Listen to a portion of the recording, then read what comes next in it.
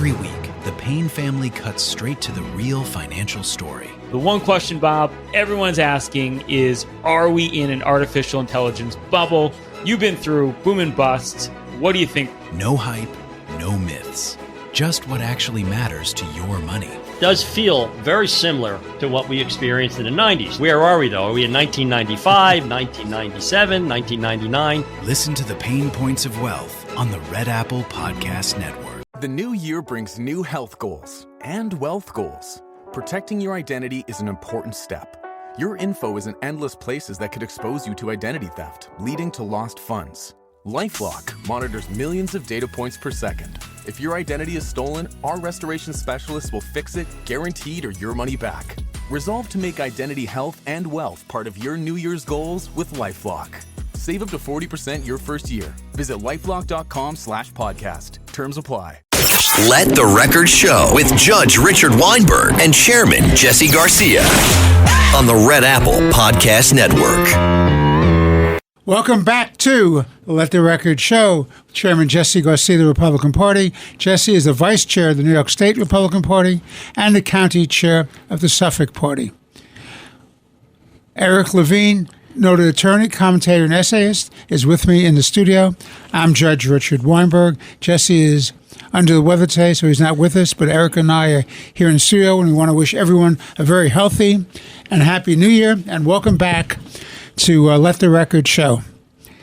So to begin, Eric, a funny thing happened in the new year. The United States military, under the direction of President Trump and the CIA and the military, did an incredible incursion into Venezuela. In the middle of the night, they yanked out Mr. Maduro and Mrs. Maduro and brought them back to the United States. They're now incarcerated in a federal holding jail in Brooklyn, New York. They've been arraigned on charges of drug trafficking and assorted offenses. Have not been indicted yet on terrorism charges, by the way, which may or may not be added on. So the question becomes, what can we expect from this? And let me give you my thoughts, Eric. Maduro had to go. Even Biden and the Democrats years ago agreed that Maduro had to go. They put a $25 million bounty on his head.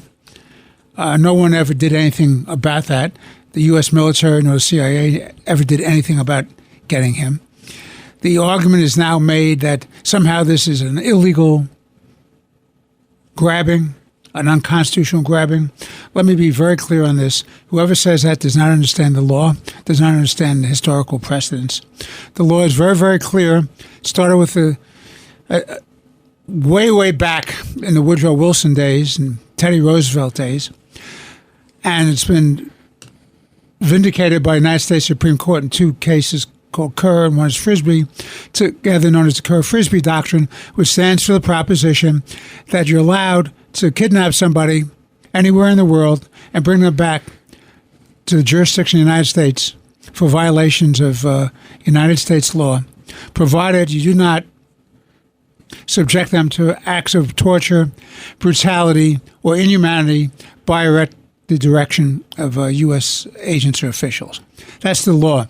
So that's perfectly kosher. It's been vindicated by the Supreme Court. The president has the powers under Articles 1 and 2 of the United States Constitution to do this. The cases are very clear that he can. The objection is really, we hate Trump. Anything Trump does is no good. Even when you have Biden on tape, when he was a senator saying you got to go in, you got to take out Maduro. Even Schumer said not Maduro, but others. Schumer said that too. Yeah, sure. They all said that. And that's the whole hypocrisy of the thing. You know, if they can say something negative about Donald Trump, they'll say it. If they can say something negative about what he does, they'll do it. The hypocrisy is overwhelming. It's preposterous. It was a lawful grab. Okay. Which leads me to the big question that I have in mind. So what's next? And what troubles me, Eric, and then I turn it over for you, troubles me deeply is the what's next question. What I believe cannot happen is we cannot leave the regime in power. You've yanked out Maduro and his wife, who's just more than a wife, but she was a key advisor and player in the government. You've kept in the military leaders, the secret police leaders, the police forces leaders, all the power brokers. His vice president is one of the same. They're all Marxists. They're all collaborators with Cuba and China and Russia and Iran. These are bad people. They're dangerous people. So he yanked out the husband and wife, but the real players who control the country are still there, and they have gangs running around under the control of the big boss man there. I think his name is Caballo or something like that. And he's the chief torturer of the regime, and the gangs are under his control, and they're running around rampant in Caracas. So I'm not sanguine where we are. You have to have some real strategy about what you're going to do. I'm not saying you have elections tomorrow, but I am saying you damn well can't keep these bad people in power. Your thoughts? Well, the day after Maduro fell I've been working with for close to 30 years in the office, he's Ecuadorian, came into my office and said, "Isn't this great? Maduro's gone. It's fantastic." And then we were just chatting and just were bewildered by the juxtaposition of every Venezuelan who's cheering, "This is great." Everyone who's ever escaped from Cuba, "This is great." Anyone who's ever escaped from any communist or socialist regime in South America said, "Isn't this great?" And basically, and then you compare those groups, those protesters or those people that were out in the streets celebrating, whether it's in Venezuela or Argentina or in Miami or in New York, and then you compare them to the communist socialist American haters, none of whom are from Venezuela, most of whom are Americans, including our mayor and our governor, decrying the fact, "Oh no, we have overthrown Maduro. What a horrible thing." What a horrible thing. Basically, you have a bunch of freedom-loving Venezuelans who are thrilled, and then you have someone like Zoran Mamdani, whose goal it is to bring the socialism of Maduro to New York, who's all upset because maybe his model doesn't work. Maybe he's afraid he'll be overthrown. Who knows? But this is just another example of the garbage that Mamdani wants to bring to New York failing. So the next time someone tells you, or Mamdani tells you, we're going to try a new form of politics or a new form of government, just remind him of the Soviet Union that fell and Venezuela that's fallen. Oh, and by the way, when they took Maduro, 32 of his bodyguards who were Cuban were killed when we took Maduro out. And by the way, Cuba is now on the cusp of complete failure because its economy depends almost exclusively and totally on getting Venezuelan oil. So explain to me how it's a bad thing that a dictator who is an indicted narco-terrorist who is supported by Cuba and Hezbollah and Iran and Russia and China has been brought to the United States for justice, how that's a bad thing. And how anyone in their right mind could be saying this is terrible. And let's look who's on which side of this equation. Hamas. Thank God Hamas weighed in with their moral clarity. Their view of this, it is a grave violation of international law and an assault on the sovereignty of an independent state. These are the same savage, low-life, uncivilized animals that attacked Israel on October 7th. Kathy Hochul, decrying the illegal act of Donald Trump, but she's assuring the Venezuelans who live in New York she's going to protect them. What a useful idiot this woman is. The Venezuelans who live in New York are thrilled that this bastard's gone. And Zoran Mamdani, same thing. Well, he called it a violation of federal international law. I've never heard of federal international law. Listen, there's barely an international law, if you want to give it its best light, but there's no such thing as federal international law. Of course not. So, and then of course Mamdani was talking about how he was briefed on the briefed by whom? Oh, exactly. Then when he was challenged on the fact that he could not have been briefed because he doesn't have security clearance, he was forced to admit, "Okay, I wasn't briefed. I just told the president that I was unhappy with what he had done." No, he was briefed by his staff. But that really counts. Well, he called the president to register his objection. As did Hochul, she claimed. Oh, they registered their objection. I'm sure he was shuddering in his footsteps. Now, let's remember, you were making the point about how this is legal. We all have lived through why it's legal. Noriega. This is a complete, it's exactly the same as Noriega. A dictator, a narco-terrorist who has been indicted in the United States, who after an American attack, American invasion of their country, with a joint military and FBI force, takes the guy out and then prosecutes him here in the United States. It's absolutely legal. He will absolutely be prosecuted, and hopefully he will be convicted and spend the rest of his life in prison. To that point, by the way, on Katz and Cosby, as well as in articles I've read, you have some really fine first-rate legal thinkers like Professor John Yoo of the University of California, Berkeley, Alan Dershowitz, former professor at the Harvard Law School, Andrew McCarthy, former assistant U.S. attorney who prosecuted the Sheik case in the first bombing of the World Trade Center, Greg Jarrett of Fox News, a legal commentator there, Jonathan Turley of George Washington University Law School in Washington, D.C., all first-rate legal minds, citing the precedents, citing the law, universally came down and said, of course it's legal, it's all nonsense. Yeah. Now, the one thing we have been missing, I don't know, Richard, did you go to this month's meeting of the Zionists, the Elders of Zion? Because when we planned our next conspiracy? Absolutely. Because you'll remember that at that conference, at the last meeting of the Elders of Zion, the Zionists got together to talk about Maduro, because just asked then Vice President Delcy Rodriguez, who is now the acting president of Venezuela, who said that this, quote, is a Zionistic undertaking.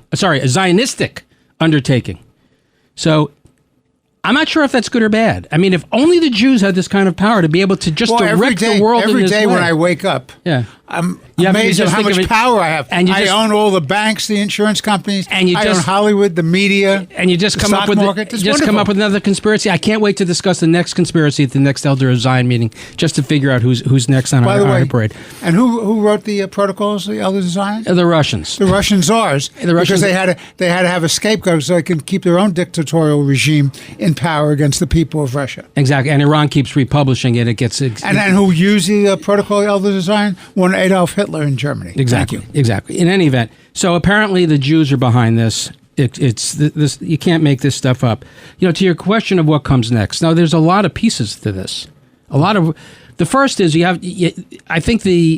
I feel really good about the fact that Marco Rubio is out front on this, that he is basically essentially the spokesperson for the administration on what's happening, what's evolving, and what's going to happen next. Is he the spokesperson? I want him to be more than that. I want him to be the key decision maker. I think he is one of the key decision makers. I don't think it's possible that the Trump administration prioritizes South America the way it is prioritizing it without Marco Rubio as Secretary of State and National Security Advisor, because he's been talking about this for decades. God bless him. Absolutely right. And look, this is a resurrection of the Monroe Doctrine, which is very important to protect.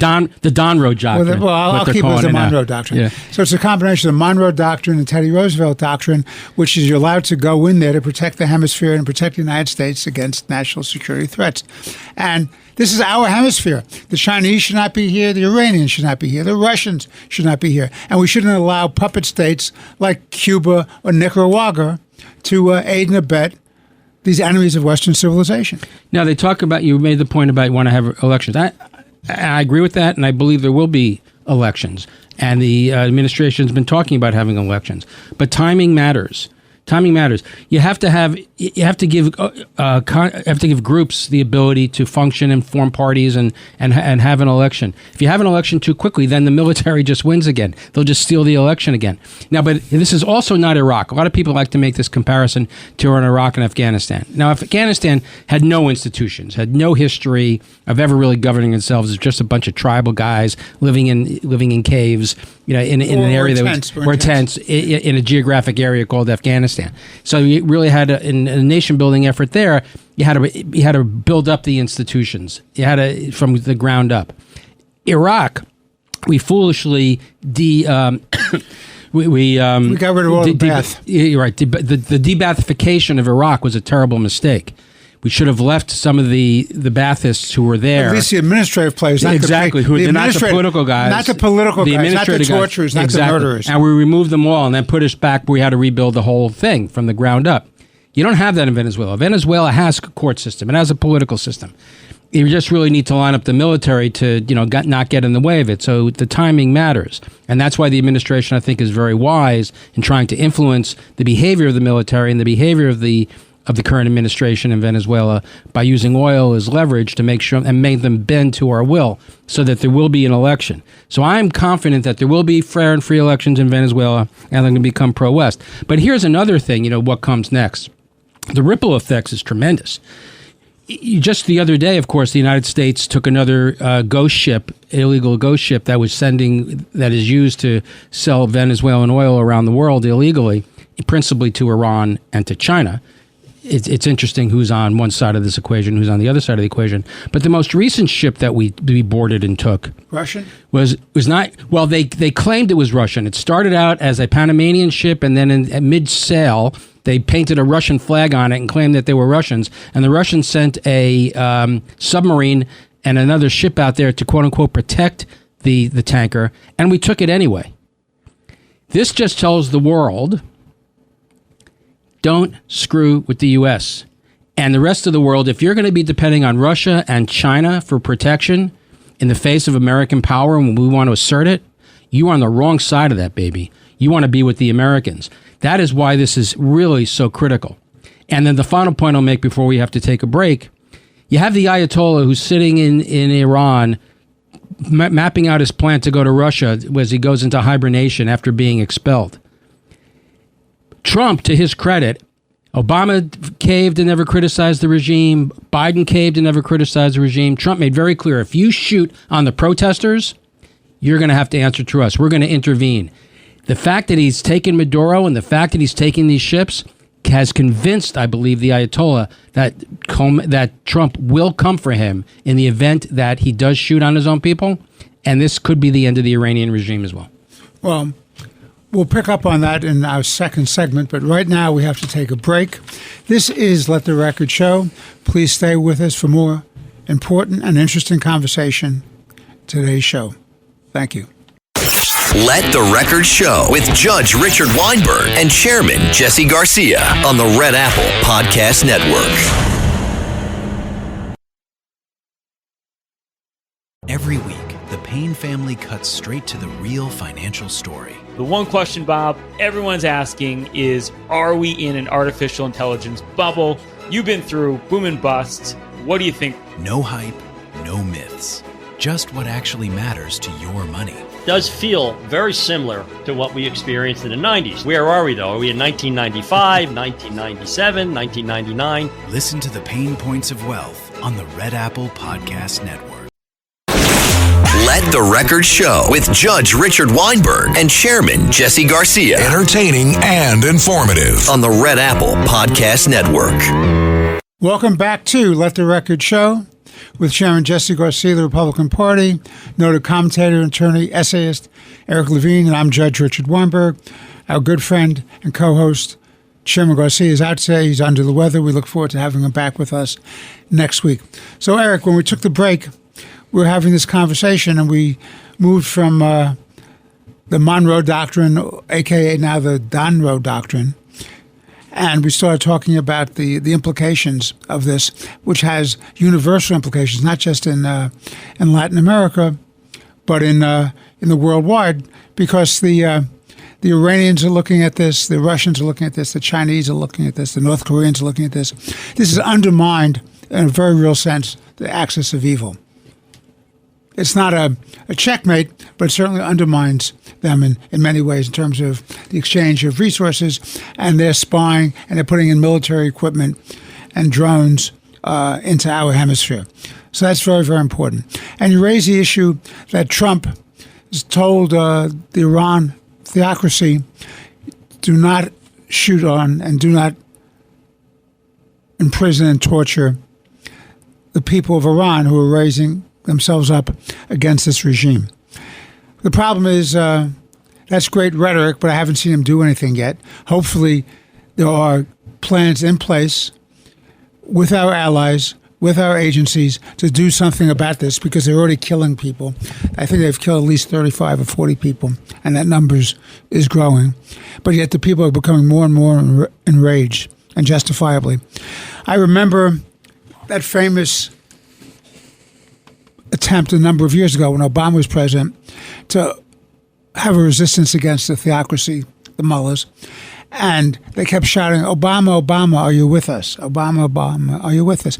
And Obama did nothing, and he just rolled over, let the theocracy crush the resistance of the people who just wanted freedom against these tyrants.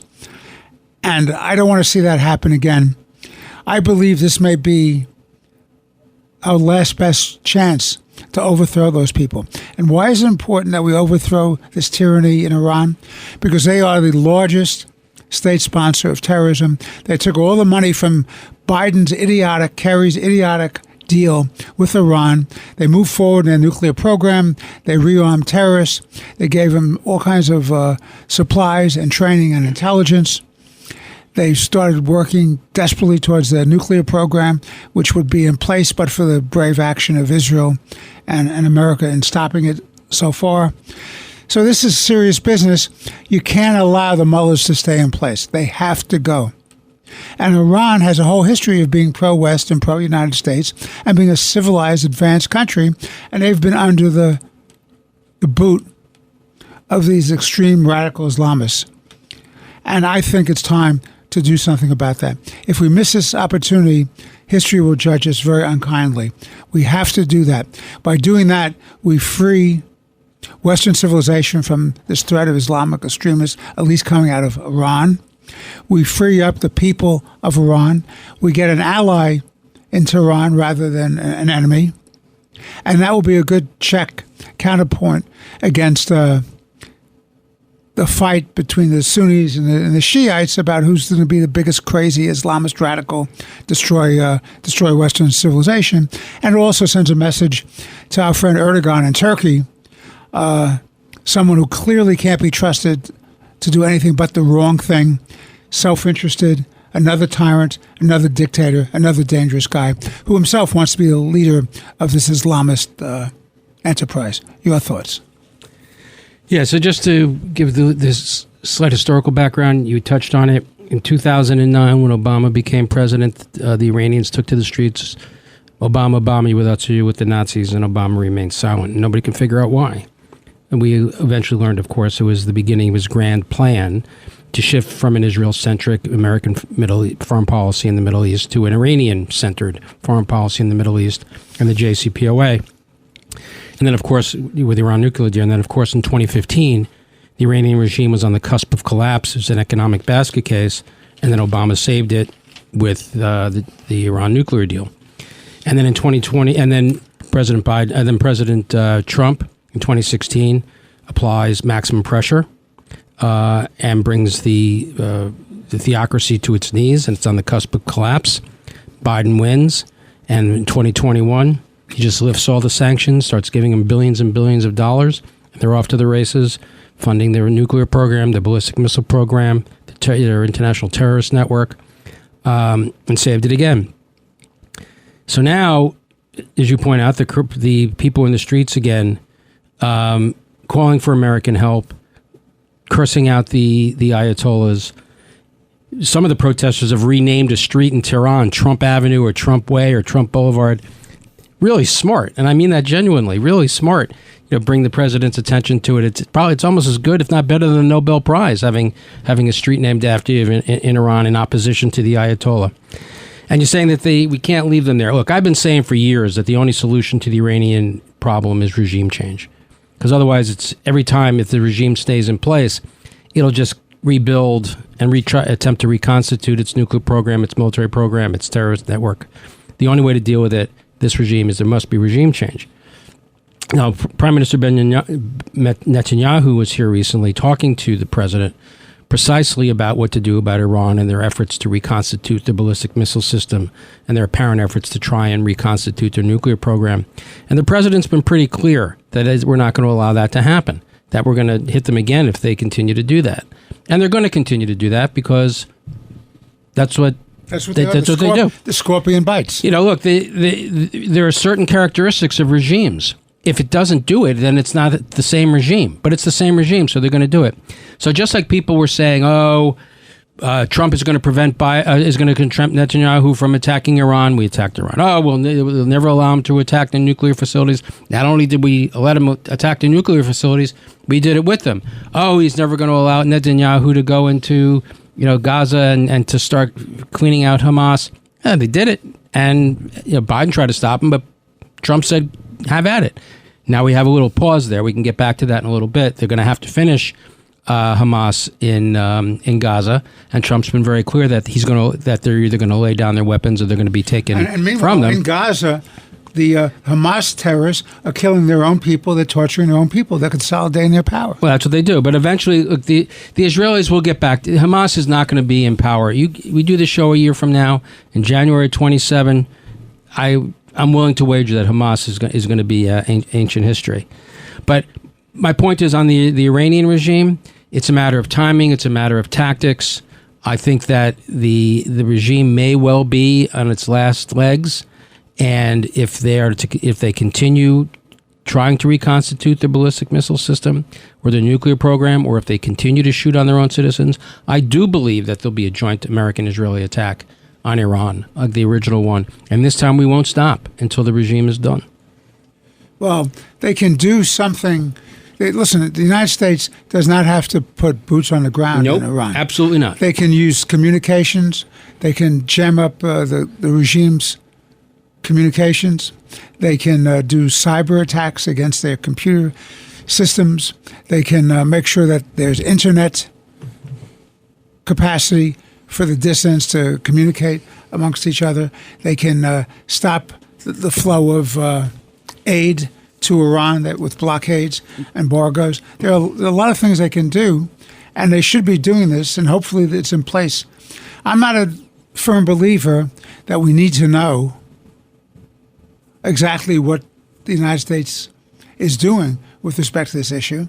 I think we're better off most of the time is to wake up and see it was done, and done properly and effectively. This business that you have to read about it in the paper to know exactly what the next move is ridiculous, because then your enemies know what to do in response to protect themselves. I agree with that. And look, and the Iranians have lost a lot of their leverage. They've lost a tremendous amount of leverage. The Hezbollah is a shadow of itself. The Israelis are continuing to attack Hezbollah in Lebanon with Lebanese support and cheering them on. The Lebanese seems to be, unfortunately, just not capable of doing it themselves. But with full American support and full Lebanese government support, they're attacking Hezbollah in Lebanon. Hamas is also a shadow of its former self. And a couple of things that have gone underreported, which I think are particularly important, and I think we're going to read about them and hear about them in the days, weeks, months, and years ahead.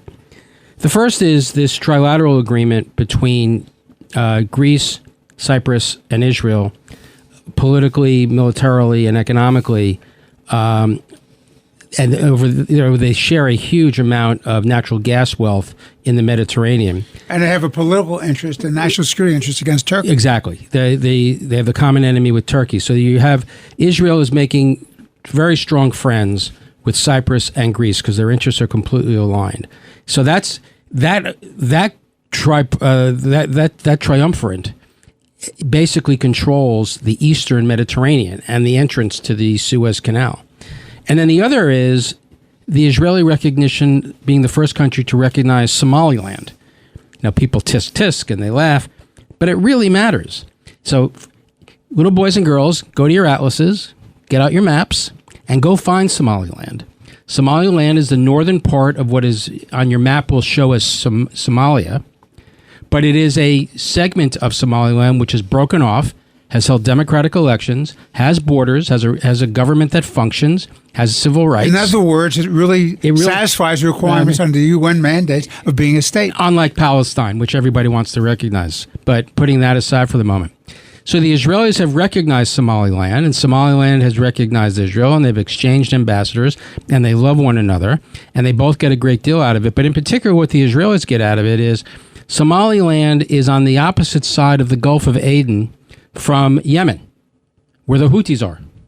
So with the Israeli presence there, it makes it that much easier for them to, of course, take out the Houthis, who are also now a shadow of former selves.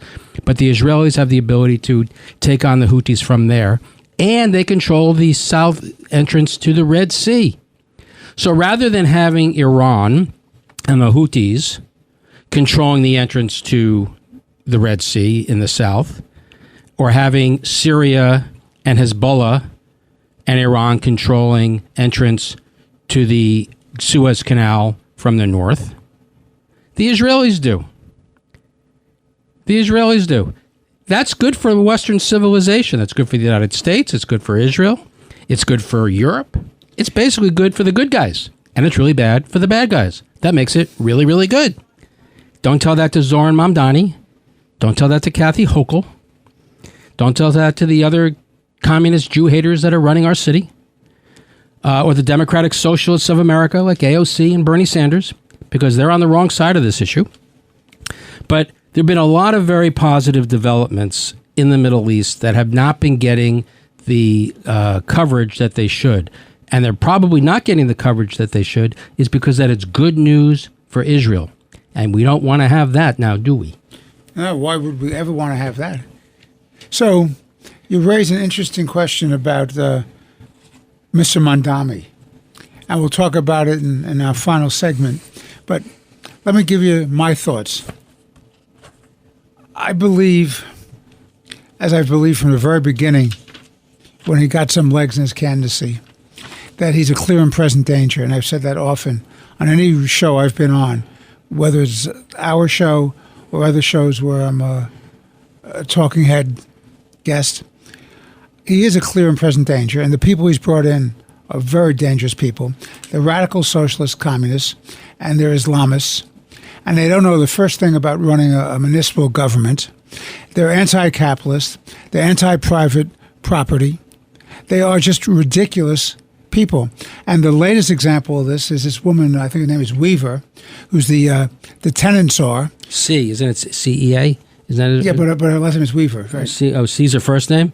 That's what happens when you have Weaver. two last names as a name. So this Weaver character was confronted by the press, and they asked her a question. Well, you're against private property, and you think everything should be taken out of the hands of individuals who've worked for it and earned it. Out of the hands of white people. So that's not a violation of civil rights or anything, of course, because it's okay in a radical socialist communist mind to discriminate against whoever you want in the name of the people, except the people never get anything. For the warmth of collectivism. This is all about the warmth of collectivism. I'm feeling so warm now. The only warmth will be the guys who control the game, and that will be the people at the top, people like Mamdani and Bernie Sanders, all of which are either children of the mega rich or have made themselves mega rich by government office, like Bernie or Elizabeth Warren. I mean, so really, give me a break with this. But this woman wants to totally have the transfer of private property into the collective. That's just swell.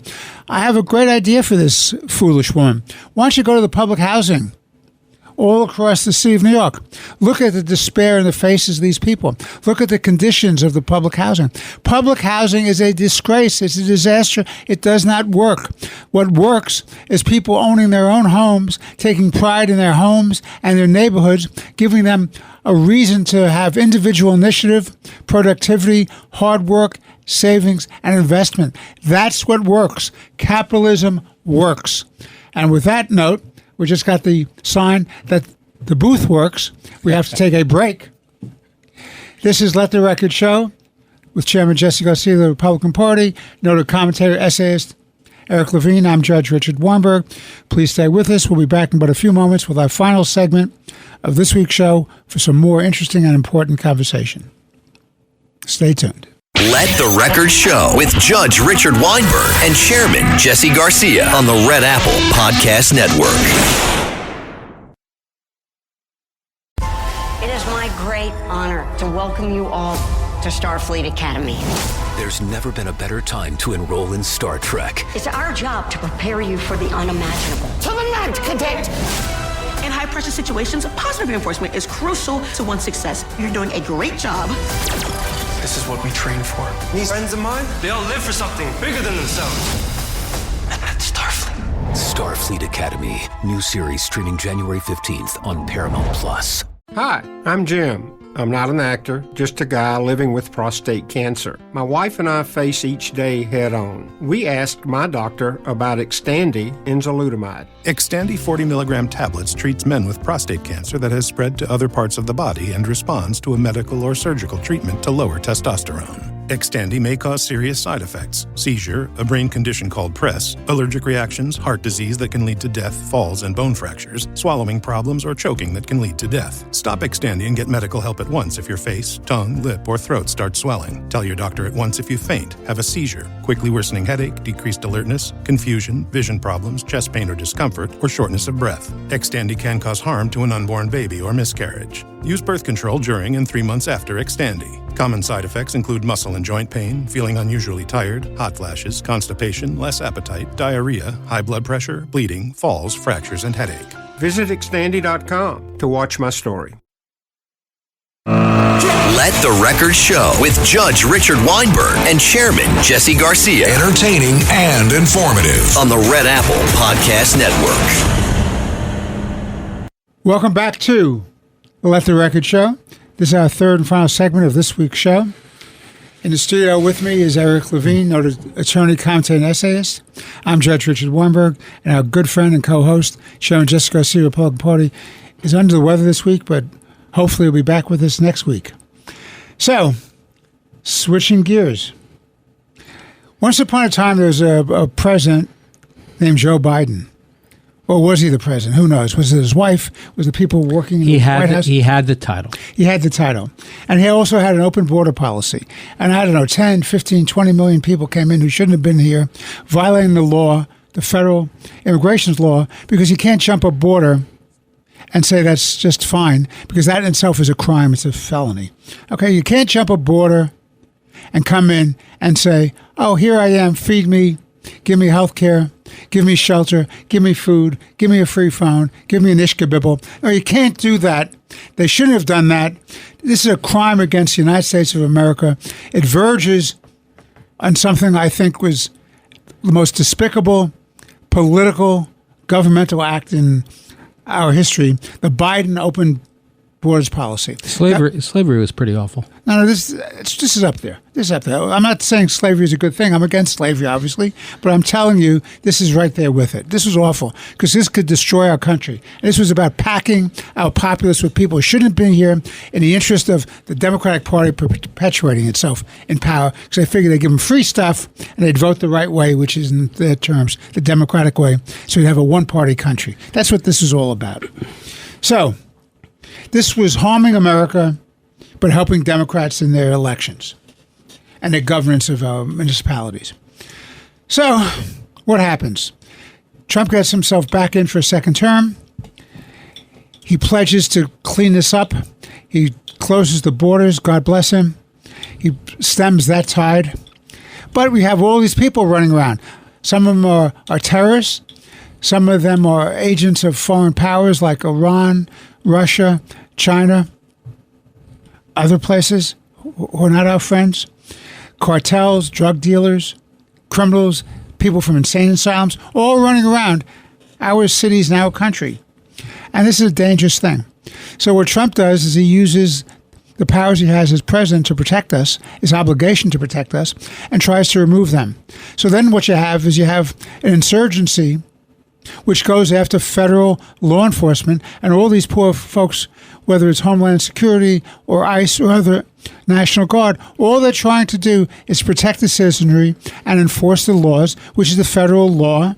And if you don't like the federal law on immigration, you go to Congress, you get a legislation passed, and you have the president sign it. But absent that, it's not your job to block the work, impede the work, obstruct the work of federal law enforcement. In fact, if you do that, that is a crime, and you should be prosecuted for it. You should not be heralded as a patriot, as a hero, as a revolutionary, as an insurrectionist.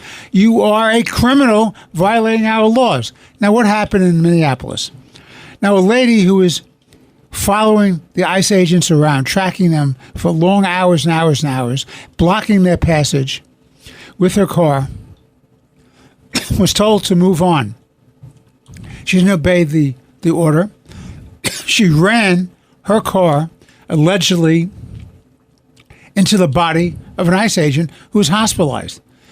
In response, he was definitely hit. If you see the video, he's definitely hit. and he responded according to the protocols that they have and the law that they have. You're allowed to do this. This is a violation of law. You can't do this. Even, by the way, raising your hand, even if you didn't hit him, would be an obstruction. I'm not saying you use deadly force, but in these circumstances, there was the use of deadly force. Now, everybody's saying this is murder, this is awful. You have this idiot mayor of Minneapolis, Fry, who is an apologist for BLM and Antifa during the 2020 when they were burning his city down.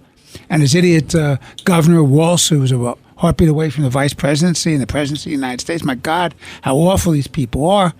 So what do you have? You have a situation, this poor woman was killed. But who's responsible for the woman being killed? The responsibility is for those people who are paying these people there, inciting these people to be there, who are obstructing legitimate, lawful governmental action to clean up our cities against this threat of these illegal migrants who shouldn't be here, many of whom are dangerous characters, murderers, rapists, dangerous people. You have a whole situation with the Somalian community in Minneapolis where they totally ripped it off. The numbers are staggering. We know it's about at least $9 billion. The numbers going to be coming out of Ohio and Colorado and California are going to be staggering. $9 million will be a drop in the bucket. It may be hundreds of millions of dollars, billions of dollars being ripped off. Billions. So let me say this to you. Trump was doing the right thing by protecting Minneapolis and the state of Minnesota and enforcing our laws. I'm sorry this lady died. She should not have been obstructing law enforcement. She shouldn't have rammed her car at the ICE agents.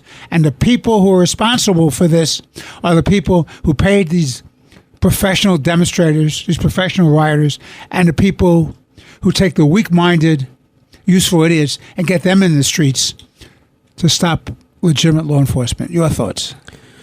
Well, I agree with you 100% on the point that ICE was acting lawfully. They're there lawfully. If you don't like the laws, elect people who will change the laws.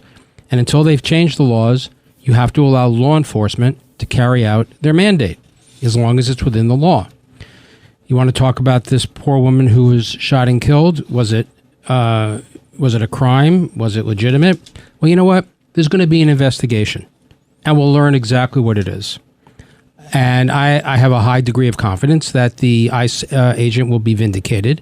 But until the FBI has concluded its investigation and the Department of Justice has looked at it and has issued a statement, we all don't really know. I mean, there are some very bad examples in the past when we try to jump to conclusions. But in terms of jumping to conclusions, what was the quote from our illustrious communist Jew-hating mayor? Quote, "This morning, an ICE agent murdered." He knows, he's determined. Murdered a woman in Minneapolis. Only the latest horror in a year full of cruelty. As ICE attacks our neighbors across America, it is an attack on us all. New York stands with immigrants today and every day that follows. Close quote. So he's determined that the ICE agent, who was there legally carrying out his lawful duties, has committed a murder, a crime. Now, we don't know that until the FBI and DOJ have completed their investigation, but he's concluded that. He has no statement, does not care at all that any of these people are here illegally. He does not care that any of these people are obstructing ICE's ability to carry out their duties. And using violence against federal officers. Using violence against federal officers and committing crimes. Or that perhaps some of these people that ICE was rounding up were indeed pedophiles, as Secretary Noem was saying. We don't know that, but he's concluded that they're all murderers. Now, why is he doing this? Of course, because he just hates America and he hates borders and he just doesn't care if the country falls apart. I think that's a large part of it. But it's all politics. Now, we've experienced this before. We all remember Ferguson, hands up, don't shoot. Remember that? Total fraud. In August 14, everybody concluded that police officer had murdered Michael Brown. The poor defenseless Michael Brown, who grabbed for the gun, who turns out he had just robbed a gas station and a convenience store, ran out after the officer and grabbed his gun, and the officer in self-defense killed Michael Brown.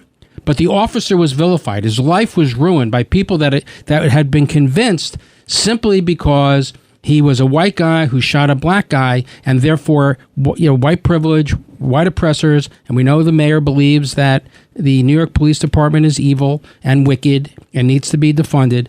But this poor guy, it turns out Eric Holder, who was Barack Obama's Attorney General, concluded almost immediately that he had committed no crime, that it was a justifiable homicide, that it was in self-defense.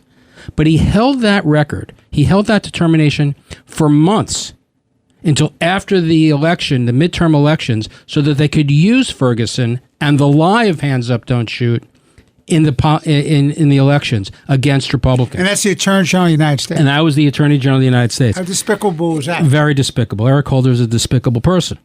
But this reeks of that. Yet people, you point out Governor Tim Walz, during the Black Lives Matter riots that just ran through Minneapolis and other cities in Minnesota. Courthouses and police stations. And destroyed people's businesses and lives, including members of the minority community. And they did nothing. They did nothing.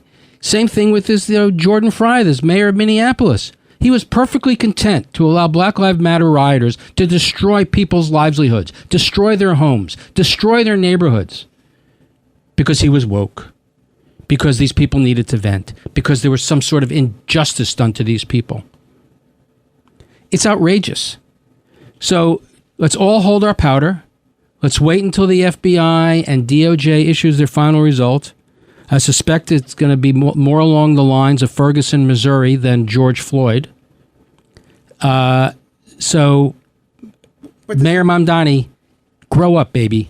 Grow up. It's too late for that. Look, you have another aspect to this, too. What this did, this unfortunate death, does, it gives ammunition and fodder to the so-called Trump resistance.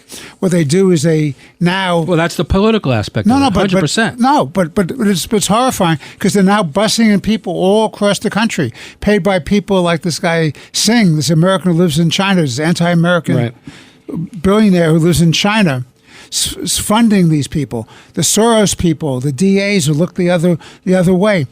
All kinds of funny money. Stuff is coming in from China. Money's coming in from other hostile powers and anti-American Americans. This is dangerous stuff. They're trying to gin up the game. They use this as an excuse to foment more violence, more disruption, more chaos. And who wins but our external enemies when that happens? This is a terrible situation. Well, that's the goal. I mean, as it relates to Mamdani, this is the same guy that won't globalize the Intifada. When people say, let's go kill Jews. No problem. No problem.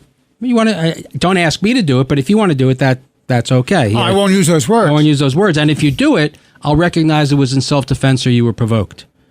So the double standard here, the complete moral bankruptcy of the argument against these people, law enforcement officials.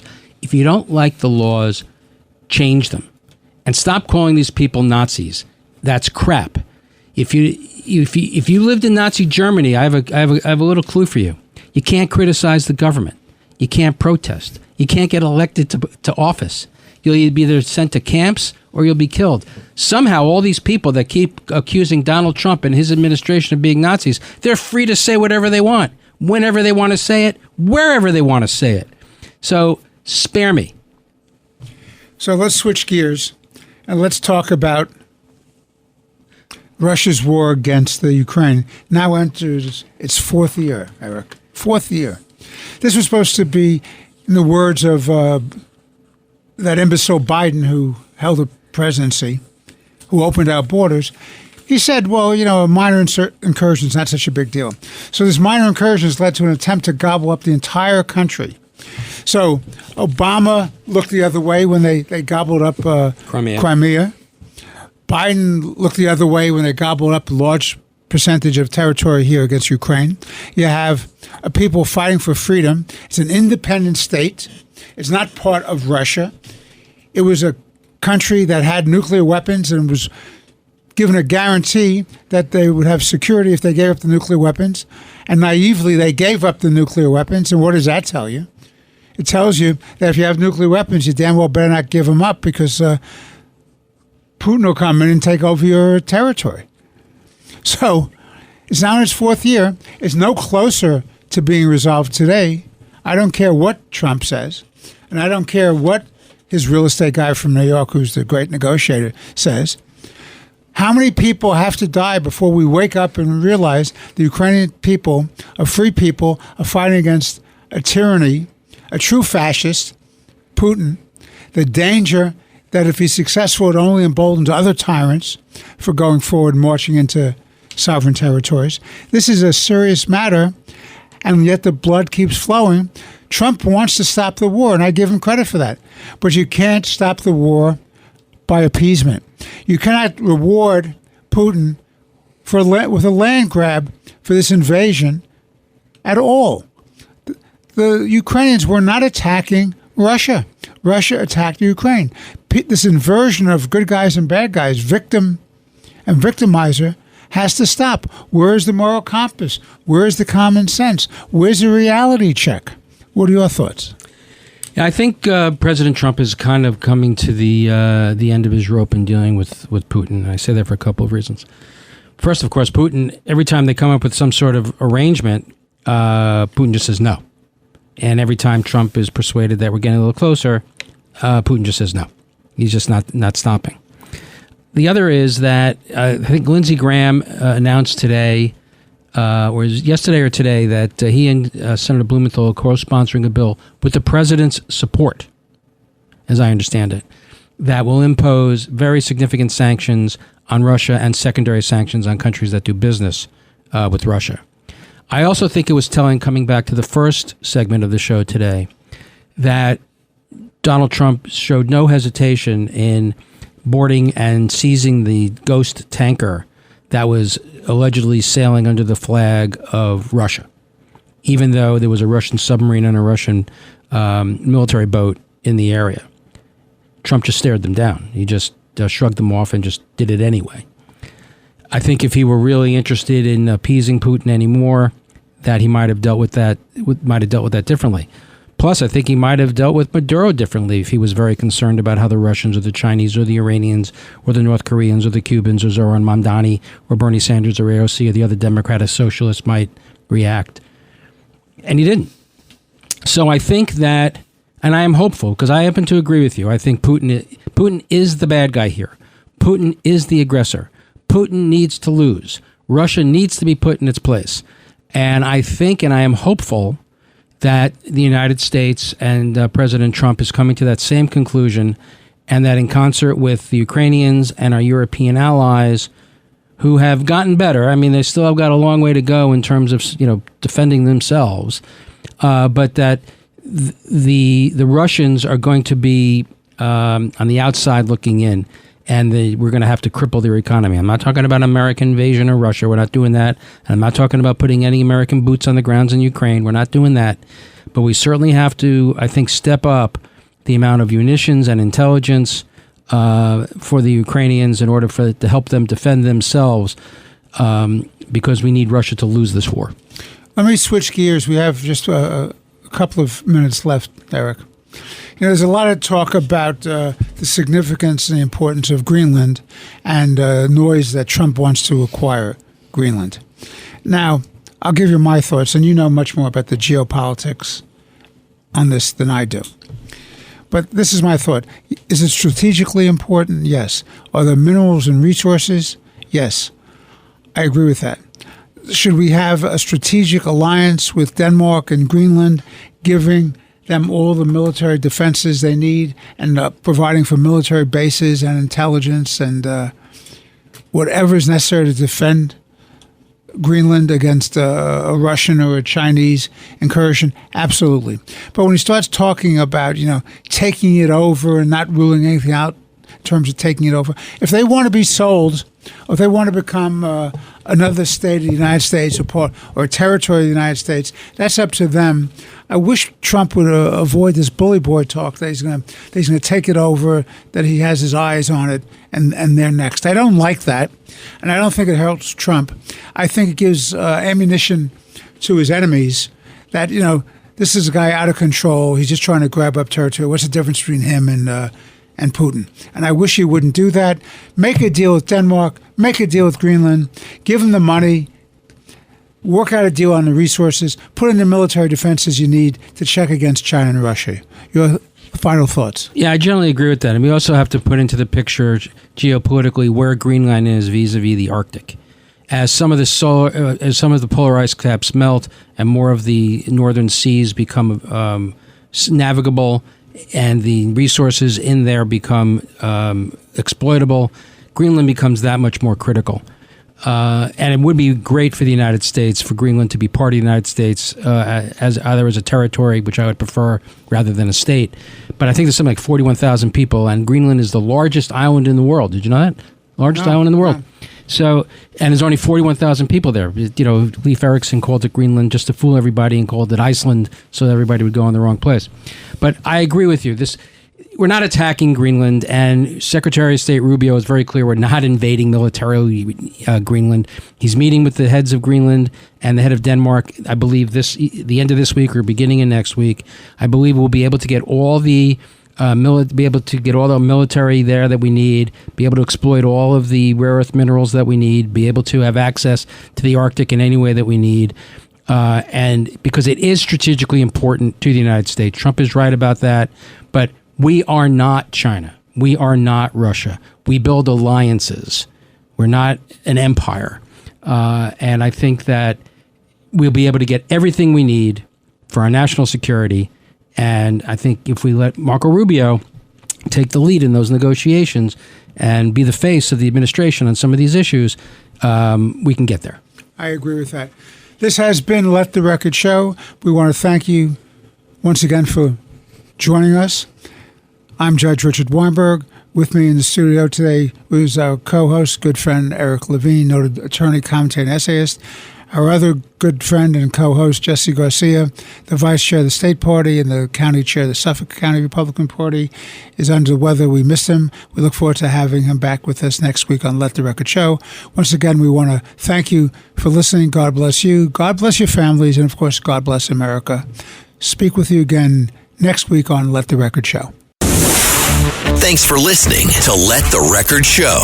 You can hear Let the Record Show Sunday mornings at 6. If you like the podcast, share it with your friends and listen anytime at WABCRadio.com and download the WABC Radio app. Hit that subscribe button on all major podcast platforms. Plus, follow WABC on social on Instagram, TikTok, Facebook, and X. See you next time for a new episode so you never have to wonder, what the heck is going on here? Every week, the Payne family cuts straight to the real financial story. The one question, Bob, everyone's asking is, are we in an artificial intelligence bubble? You've been through boom and bust. What do you think? No hype, no myths. Just what actually matters to your money. Does feel very similar to what we experienced in the 90s. Where are we, though? Are we in 1995, 1997, 1999? Listen to the Pain Points of Wealth on the Red Apple Podcast Network.